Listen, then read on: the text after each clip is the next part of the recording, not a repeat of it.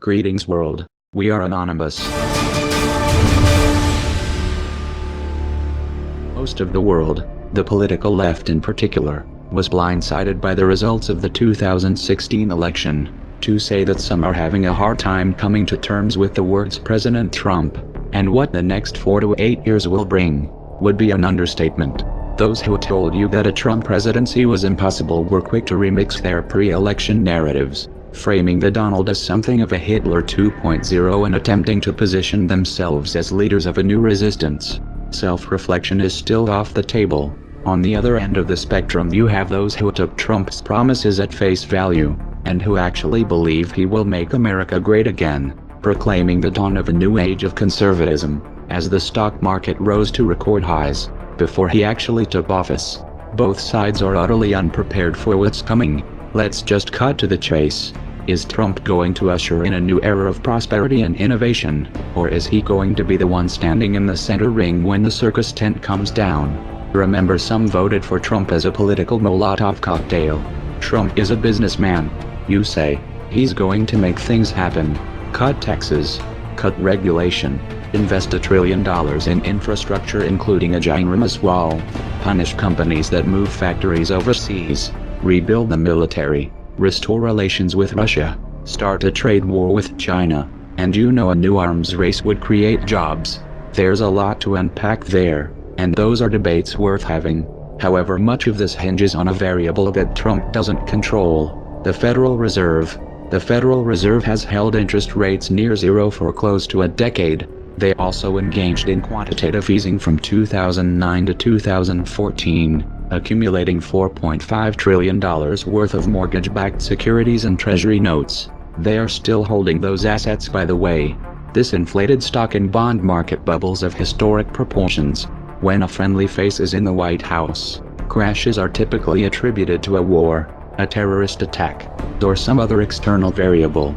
For example, 9/11, which masked the unraveling of the tech bubble in 2001. The Trump administration, however, is an excuse in and of itself. Word is the Fed is leaning towards increasing interest rates aggressively in 2017, and may engage in anti-inflationary measures to offset Trump's infrastructure stimulus plans. That means that the flow of money and credit is about to be tightened. It also means the Fed is setting itself up for a showdown. If Trump plays by the rules, he will have to wait until 2018 to replace Janet Yellen. A lot can happen within that time frame. Trump's personality is a wild card. He's impulsive, he fights dirty, and he fights to win. He also happens to have a history with organized crime. If Trump goes to war with the Federal Reserve, this could get out of hand in ways that most can't even imagine, especially when geopolitics are factored in. As a result, the US dollar's position as the world reserve currency is going to be in play. Add to that backdrop a little social unrest on the domestic front.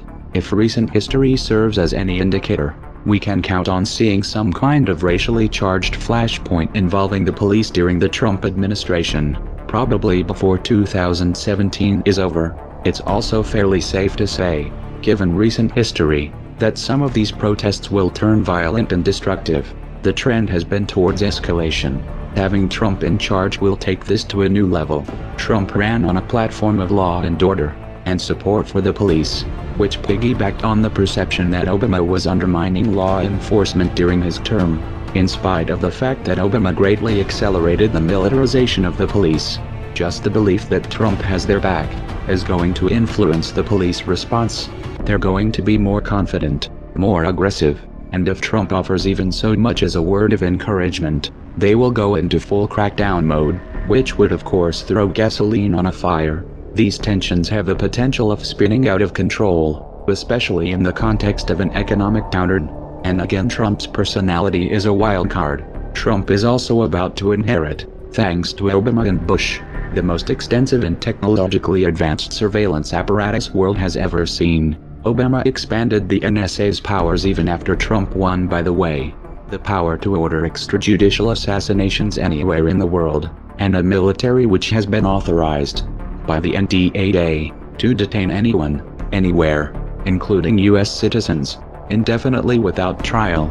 To top it off, Trump is filling his administration with former generals, some with combat and counterinsurgency experience.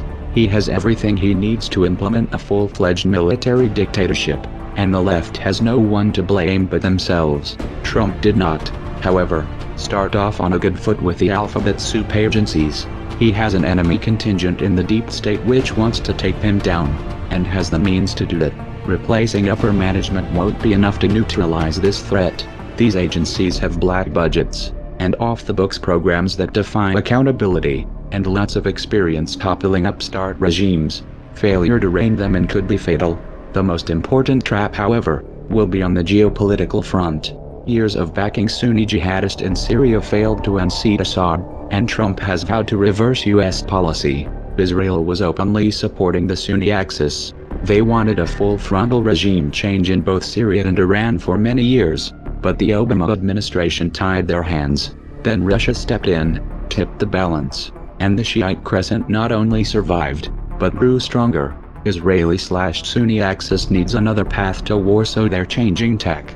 On January 13, 2017, just 7 days from the inauguration, Israel bombed a Syrian government airport. This provides a glimpse of the years to come. Israel's strategy is simple: provoke Syria and/or Iran until one of them retaliates, which would of course provide cover to take territory. Turkey is likely to make another move in Iraq and/or Syria as well. Turkey has ambitions to expand its borders as well, while the Saudis continue bombing Yemen to rubble. With U.S. government support, Israel feels confident that Trump will defend them at all costs. Indeed, he has given this impression. But will he take the bait? Here Russia is a wild card. What happens if Russia moves quickly to provide Syria and Iran with the means of defending themselves? What happens when Putin and Netanyahu are competing for Trump's ear? With all the other variables in play, will Trump even have the means to influence the outcome in this region? Expect alliances in the Middle East to shift rapidly during the Trump years, with unexpected consequences. In particular, watch for a play on oil that undermines the petrodollar.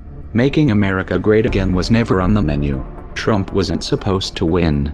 He was supposed to be the decoy. This was reality television does politics. Literally. The Democrats thought he was so bad that he would take attention off of Hillary's baggage. So the Clinton campaign pulled strings with their friends in the media to help him in the primaries. We know this thanks to the John Podesta email leaks. We need to be elevating the Pied Piper candidates Trump, Cruz, Carson, so that they are leaders of the pack and tell the press to take them seriously.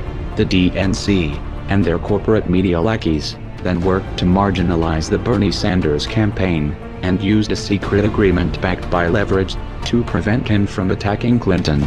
This was confirmed by the DNC email leaks. Oops. You can't unthrow a Molotov cocktail. So get your popcorn and buckle up. The show is about to begin. I will build the wall, and Mexico is going to pay for it, and they'll be happy to pay for it. I want to build a safe zone someplace in Syria. We have to get the Gulf states. They have nothing but money. We got to get them to fund it. We got to get them to put up the money. I will take care of women. I promise I will never be in a bicycle race. If I'm president, you're going to see Merry Christmas in department stores, believe me. I would knock the hell out of the oil areas. Would I approve waterboarding? You bet your ass I would. I will find the General Patton, or I will find General MacArthur. I will find the right guy. My generals, by the way, they're not going on television, okay? Renegotiate our foreign trade deals. I want surveillance of certain mosques, okay? I will absolutely take database on the people coming in from Syria. And if I win, I've made it known, if I win, they're going back. We have to rebuild our infrastructure, our bridges, our roadways, our airports. Reduce our $18 trillion in debt. We are going to save Social Security, repeal Obamacare, and replace it with something really, really great that works. End Common Core. I will take jobs back from China. I'll take jobs back from Japan. I'll take jobs back from Mexico. Sadly, the American dream is dead. But if I get elected president, I will bring it back bigger and better and stronger than ever before and we will make America great again. Thank you. Thank you very much.